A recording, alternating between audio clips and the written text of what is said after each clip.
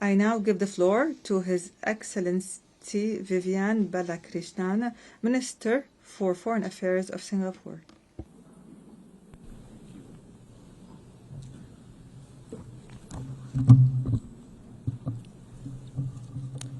Madam President, Your Excellencies, the 80 years since the end of the Second World War has in fact been a unique period in history. The first half of the 20th century was amongst the bloodiest periods known to mankind. However, the victors of World War II were most unusual. Instead of collecting the spoils and imposing their wills on the vanquished, they decided that it was in their own enlightened self-interest to build and underwrite a system where sovereign equality, territorial integrity, and political independence of each nation, big or small, would be protected, where the interactions of states in security, trade, development were founded on a set of commonly agreed rules, international law, and trust. The ultimate goals were peace and prosperity and progress for all. And the centerpiece of this was the United Nations and the UN Charter. The UN Charter that provided the framework to govern interactions between sovereign states.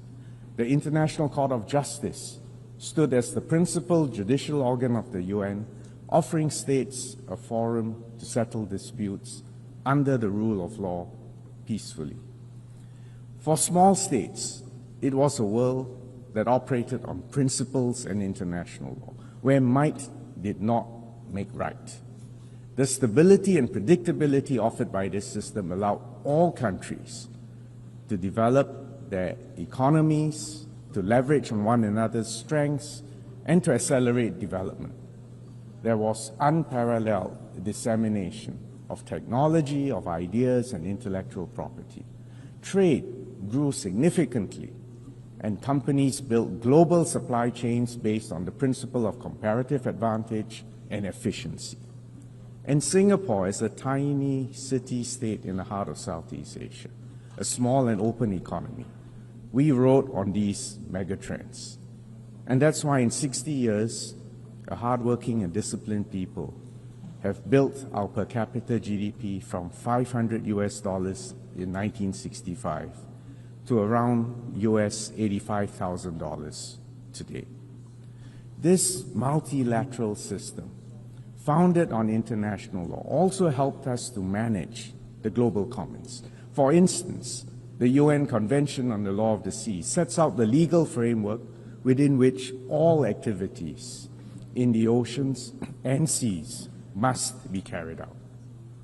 It grants freedom of navigation and overflight as a universal right, crucial for an island city-state like Singapore, which depends on trade.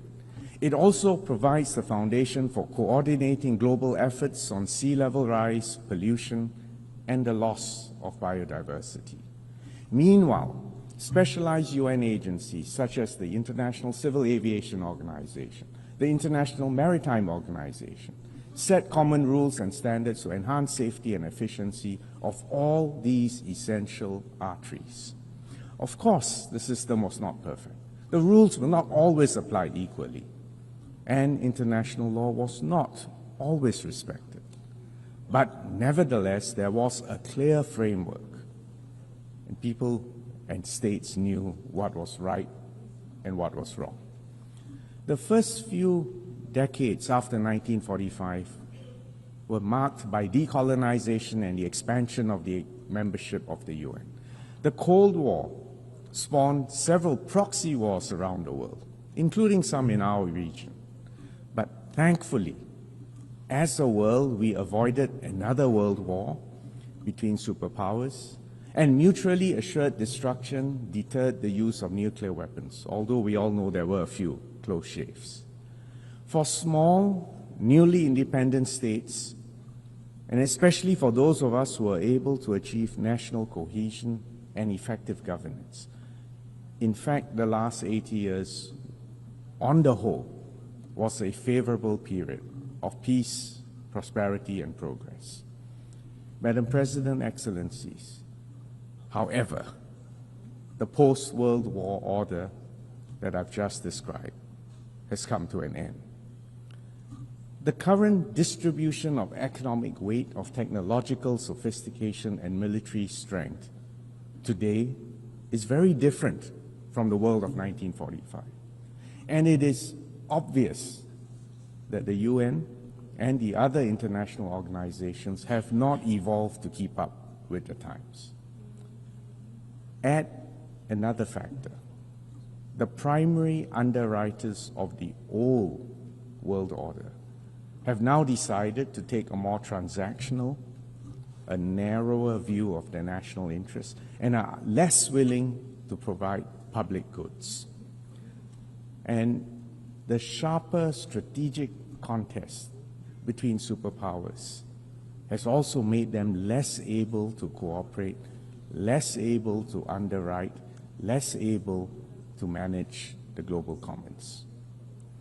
Consequently, today the world has become more turbulent, more uncertain, and in some places more violent. The erosion of respect for the principles of the UN Charter, the egregious violations of international law and of international humanitarian law have unfortunately become more common, as have violations of sovereignty and territorial integrity. The current wars which we all witness in the Middle East, in Ukraine, and parts of Africa reflect this tragedy.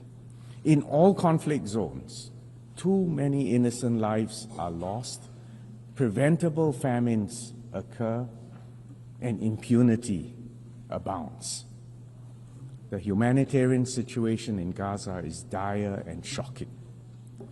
Singapore hopes there will be an immediate ceasefire, an immediate and unconditional release of all hostages, and for immediate access to humanitarian aid, food, and medical care for the civilians in Gaza. Singapore will recognize the state of Palestine when it has an effective government that accepts Israel's right to exist and categorically renounces terrorism. Singapore cannot recognize any unilateral annexation of occupied territory because this would be a flagrant breach of international law. And if the situation continues to deteriorate, or if Israel takes further steps to extinguish a two-state solution, we will then have to reconsider our position on when to recognize a Palestinian state. In the Ukraine, a permanent member of the Security Council has to comply with the UN Charter. And we must not forget the victims in Sudan and other conflict zones throughout the world. Madam President, Excellencies, these geopolitical shifts have also disrupted the multilateral trading and economic system. Decades of progressive trade liberalization and investments expanded opportunities and prosperity all over the globe. But today those are at risk. The tariffs, the export controls are being used as levers to secure unilateral advantage, including sometimes to address non-trade related issues. The repudiation of the principle of most favored nation. This is a principle which is a cornerstone of the WTO and GATT systems, erodes a transparent, rules-based multilateral system and giving way to a system where trade agreements approximate bilateral arm wrestling matches. And it's obvious that this will be to the detriment of small and trade-dependent states everywhere. In such a fragmented world, we risk compounding the tragedy of the commons because collective action for long-term good becomes even more elusive. And climate change and pandemics are existential problems that no single country can resolve on its own. And if I may add, all of us need to base our decisions on scientific evidence and a commitment to fairness, both to current and future generations.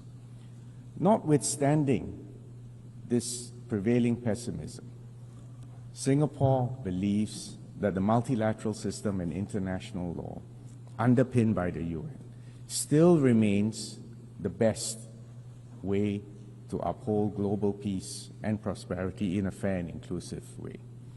As a small state, we cannot afford to be passive or fatalistic and pessimistic.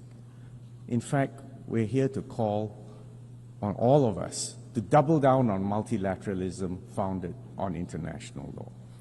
Even small states and middle powers have agency, and we have strategic autonomy to collectively protect our long-term national interests and the global commons. And Singapore will support the UN80 process to strengthen this institution and the multilateral system. The good news is that actually the multilateral system still works. And let me cite a few success stories. The BBNJ treaty agreement will enter into force on the 17th of January 2026. Earlier this week, we exceeded the 60 ratifications necessary to bring it into force. It is a legally binding treaty to conserve and to sustainably use marine biodiversity beyond national jurisdiction. And we congratulate Ambassador for International Law, Rina Lee from Singapore, who presided over these very difficult negotiations that led ultimately to a consensus, and I emphasize the word consensus adoption of the historic BBNJ agreement in June 2023. In July, to cite another example, we achieved consensus on the final report of the open-ended working group on cybersecurity, which strengthened the normative framework for responsible state behavior in cybersecurity. We also agreed to establish the global mechanism on cybersecurity as a permanent home for this work at the UN. Mr. Berhan Ghafor, our PR of Singapore to the UN, had the honor and the burden of chairing this open-ended working group over the past 5 years. To give you a third example, in 2024, 2 World Intellectual Property Organization treaties on IP and the genetic resources and the associated traditional knowledge and the Riyadh Design Law Treaty were concluded under the leadership of Mr. Darren Tang. These 3 examples demonstrate that even in these fractious times, it is possible to come together to manage our global commons and to achieve agreement and consensus. Now, this does not mean that we will always reach agreement on every issue, but it is vital that the UN remains an arena for continued dialogue and discussions so that compromises can be reached, solutions can be found for even the most hotly contested issues. The key to the multilateral system for small states is international law.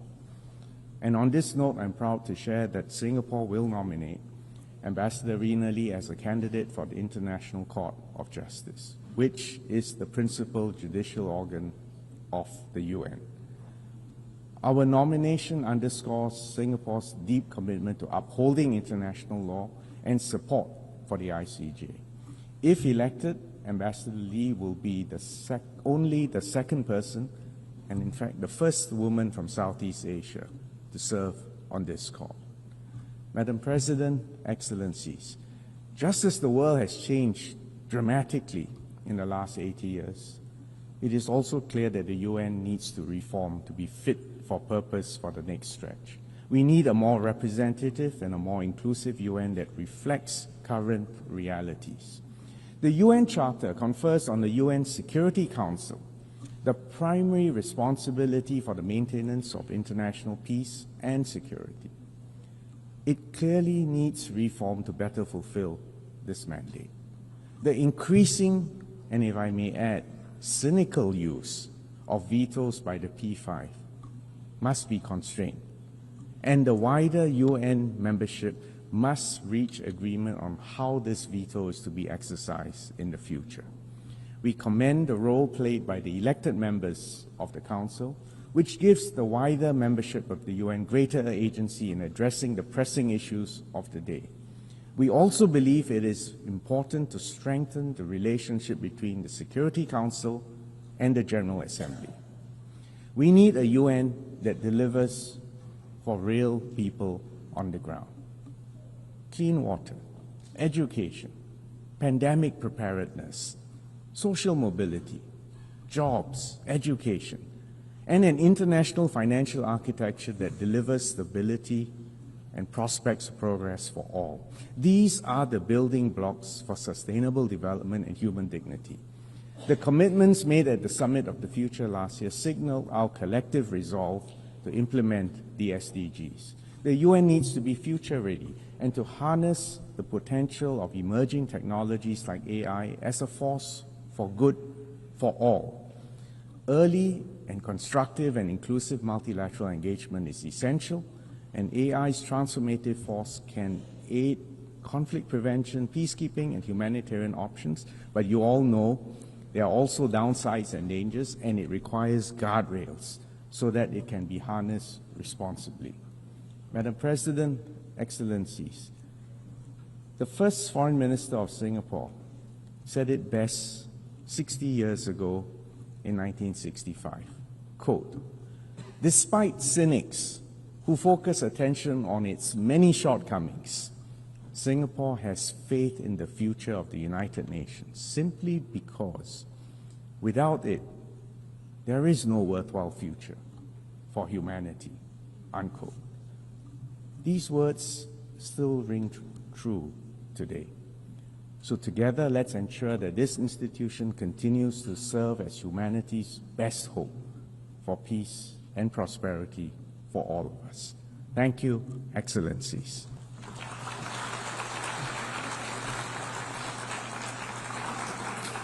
I thank the Minister for Foreign Affairs of Singapore.